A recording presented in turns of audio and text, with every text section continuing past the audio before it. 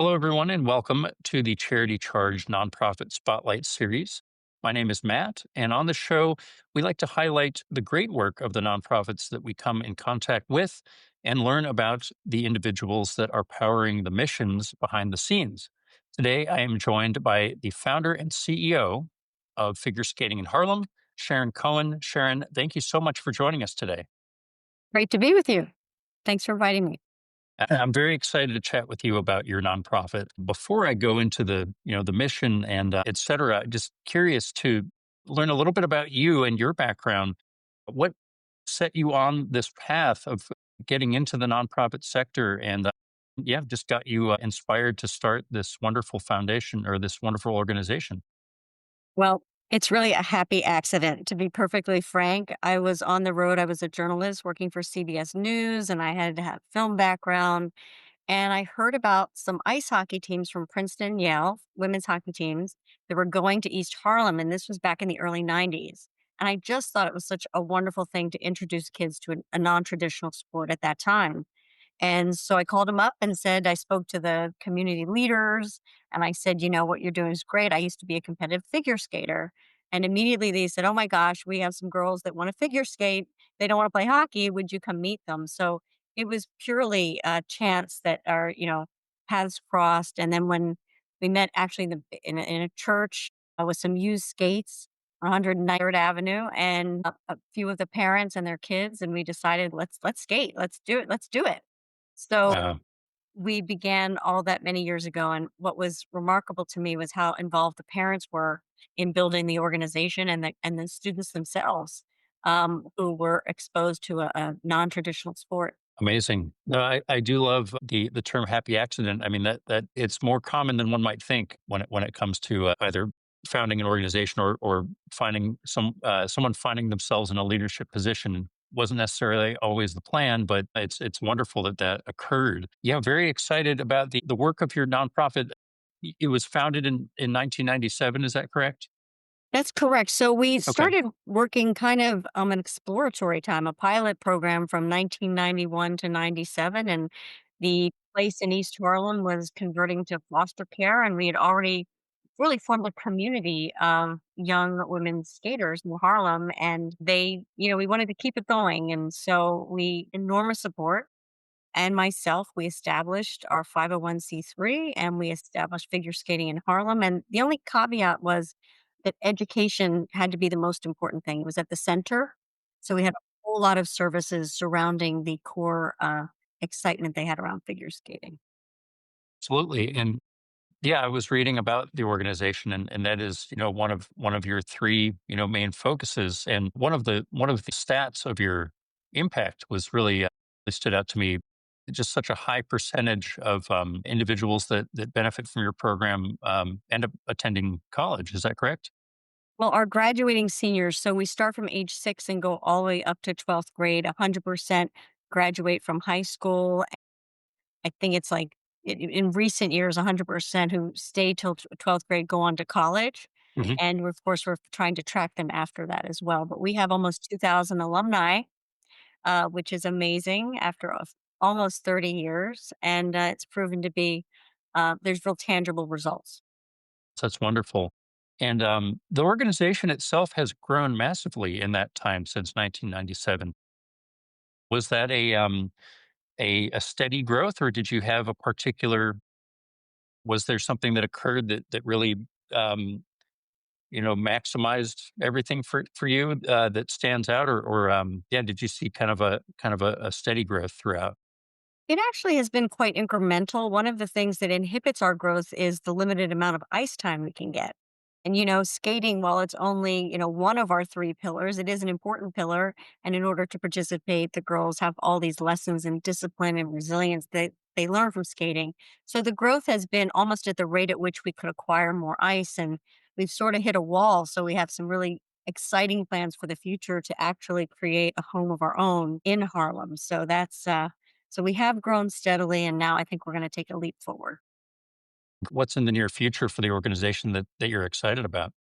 Well, we just finished a 5-part docu-series that was produced by Ron Howard and Robin Roberts that followed the relationship between our students and our coaches, and it was really very heartwarming and beautiful, and it really got the parents who are, again, the backbone of the organization and the team to think about, if we could have anything in the world, what would it be? And we really think it's time to have our own ice rink and education center right in Harlem. It would be the first one of its kind. And so we've been shopping around for places, and we think we've got one, and we're working to make that vision a reality in the next 4 years. That's very exciting. I need to ask you, no one really casually mentions Ron Howard. That's very exciting, and you're referring to Harlem Ice, the Disney Plus docuseries? Yes, I am. Yes, I am. That's wonderful. They Fantastic. approached us shortly after the pandemic and said, "What you're doing is unique," and it certainly is, and they wanted to capture it on film. That's wonderful. Now I'm very excited to check that out. Sharon, one thing we talk about on this show, you've got your mission, which is beautiful, and the impact you're making is incredible. Every nonprofit, has a mission that they're focused on. And they also have, the back office administration of running the nonprofit.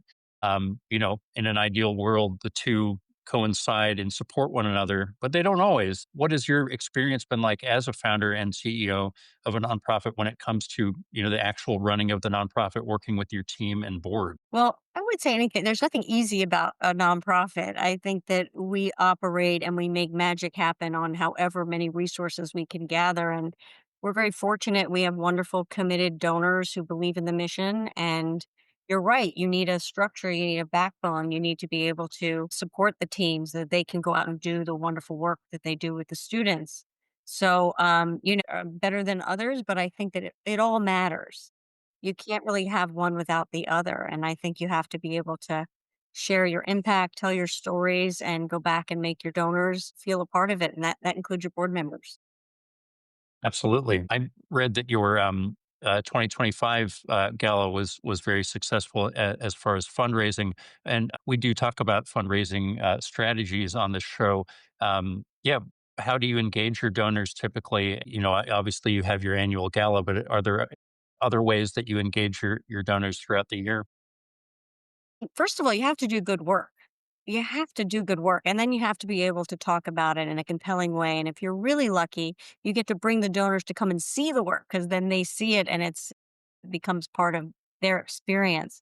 So, short of them coming to really see the direct impact, we do an annual report, we stay in touch with them throughout the year. We're talking about a cocktail party this year. We have events that involve all the parents and kids that have about 1,000 attendees or 2,000 attendees, and try to get those donors to come see it and feel it. And yeah, I don't know if there's a magic pill, but I think you have to be clear and you have to know what it is what change you're looking to see. Ours is a youth development program, so we have very measured results in terms of grades. We want our students to be improving in school, physically healthy, and developing leadership skills.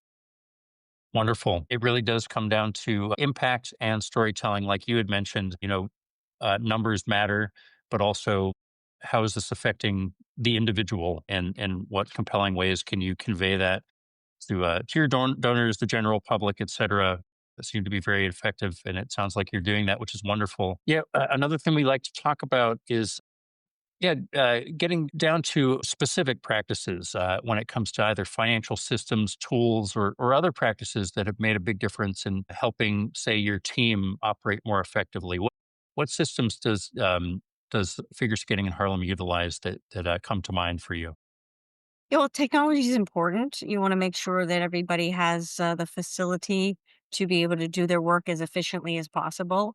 We use QuickBooks, we use Microsoft Office, well, right now we're looking to change our database because, we want something that's not as cumbersome as what we have right now. We're sort of driving a Mercedes and we do well in a Taurus, but I think all of the office systems are really important.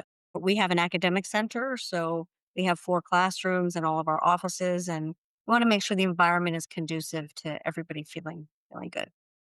Wonderful. I appreciate that. When it comes to, we talked briefly about, having a board and the importance of everyone, committing and being involved. Yeah. How do you engage your board and key supporters, and kind of understanding the sort of the financial side of your mission without overwhelming them with numbers, and keeping them on task here? Well, keeping them informed is really important. So we have quarterly board meetings, of course, but I'm in touch with them in between board meetings, letting them know how expenditures are going and how income is happening. We have a very strong competitive grants focus, so we do raise a lot of money that way. But each board member at the beginning of the season has their own goals, and we have a sense of what they can give and get, and how they can participate on key committees.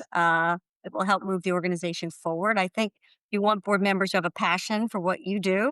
And I think with us, skating can be, when we started the organization, skating was all over television. It was a little more popular, figure skating. Now it's a little more obscure, but it's really about sport, empowering young people and combining that with education. And that's more universal.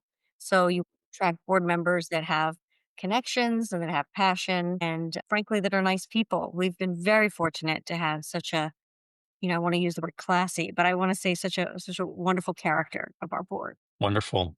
That's And excellent. I'll just also add, I think it's important that the board and the team also reflected the demographics of the girls that we serve. So I think it's important to have diversity and to have all voices heard on the board. Absolutely. Yeah. We do talk about, board selection and making sure that everyone on the board does have, does bring their own expertise and background and also ties to the community that you're trying to serve, just to make sure that the needs of that community are met and understood. Um, and that's very important and wonderful that you have a classy board. That's Yes. incredible. I don't know. I've never used that word before to describe my board, but they're certainly very smart and they happen to be Yeah, kind as well and astute wonderful. and forward thinking. Well, great, Sharon. What's the best way for our listeners to support your organization and your mission? Well, gosh, we would love to have everyone support. Our website is figureskatinginharlem.org. Please come. We have events that are amazing to see the girls in action. Also, come to the academic center because education is so crucial to us. We're looking for internships. Our alumni are doing amazing. We have an alum who um, photographed the Met Gala for Vogue, and she was one of 40 Forbes 30 under 30. We have a current board member who's our treasurer, who is an alum, who works at RBC just under the CFO. So it's really, in some ways, a family that keeps growing, and we'd love to have everybody support. Wonderful. Well, I wanted to thank you for your time today. You've given us some really great insights, and it's just very wonderful to hear your story and the story of figure skating in Harlem and the impact that it's making. I wish you all the luck in the world, and yeah, please keep going, and best of luck to you. Thank you.